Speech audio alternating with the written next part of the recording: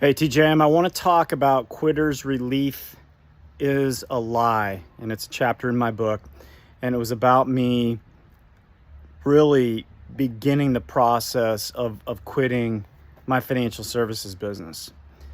And things were bad.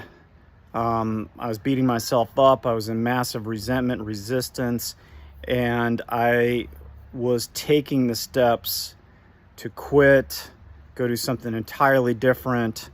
And I emailed three of my coaches, mentors. I said, hey, life sucks. I need help. And they all got back to me within hours. We were on the phone within a couple days later.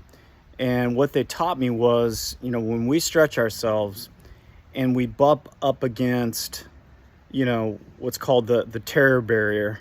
This is an idea from Bob Proctor. And right as we're about ready to bust through that terror barrier, this rubber band that is creating all this tension pulls us back. We want to retreat.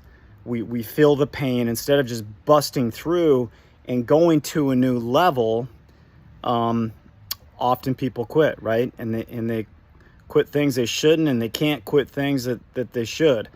And so busting that up to that other side, that egoic ceiling of what we think is possible, is powerful. But right as we're about ready to bust through, our ego starts spinning stories about, hey, it'd just be easier to quit. It'd just be easier to pull back, go do something different. And it lulls you in this false sense of, hey, quitter's relief.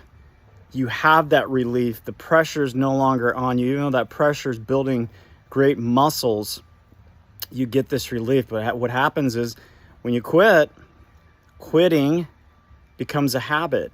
And you get that initial relief of quitting and the pressure being taken off of you. But the problem is it comes with a price. And this is what my mentors taught me is, you're going to have a cost of self-confidence, lower self-esteem. Quitting becomes a habit.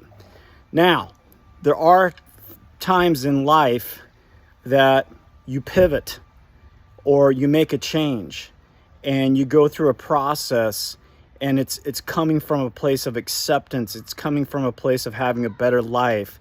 And so, that first business I was a part of for 23 years, eventually I left it into another business, same industry, but I pivoted and I went because it was more in alignment with ultimately what I wanted. And that decision was made from more of acceptance and more of my intuition and me following my gut. And so often we quit from an egoic place of fear, doubt, and worry versus hanging in there and busting through. That's different than pivoting based on your intuition, your gut. You know that it's time to make a change. And so to some people that might look like quitting, but it's not. And so the difference is, are you taking action from a place of fear, doubt, and worry and egoic, you want to feel relief from your ego screaming at you? Or are you making a pivot in life based on your gut, intuition, actually sitting down, working through the pros and cons? But teach this concept to your family, to your kids, grandkids, whatever, because quitter's relief, if it is the ego screaming in your ear, if you follow that advice, it's a lie. Don't fall for it. Take care, guys.